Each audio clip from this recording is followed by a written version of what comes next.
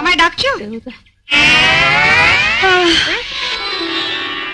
তুমি কি গো, সকালে উঠে একটু ঠাকুর দেবতার নাম করছি, তুমি আমার ঝাঁটা দেখালে? কুটুন ঝাড় দিচ্ছিলাম, তো হাতে ঝাঁটা থাকবে না তো কি রজনীগন্ধা স্টিক থাকবে? আগে মশারি তুলে বিছানাপত্র ঝেড়ে তারপর ঘর ঝাঁট দিয়ে তারপর আমার জন্য 1 কাপ গরম চা, একটু আদা দিস। কাল রাতে হঠাৎ ঠান্ডা লেগে গেছে, গলাটা কেমন ব্যথা ব্যথা করছে। তোমাদের সংসারে কেন যে আমি মা দুর্গা হয়ে জন্মালাম না? হঠাৎ এই কথা বলছো? না মানে মা দুর্গা হয়ে জন্মালে আমার কেমন 10খানা হাত থাকতো। একখানা হাতে তোমার মশারি তুলতাম, আরেকখানাতে তোমার বিছানার চাদর পাল্টে দিতাম, আরেকখানা হাতে ঝাড় দিতাম, আরেকখানা মানে আদা আদা থেতলাতাম। শুনলে না, দাদা বললো আদা দিয়ে চা করে নিয়ে। আদাটা আগে না থেতলালে চাটা করবো কি করে?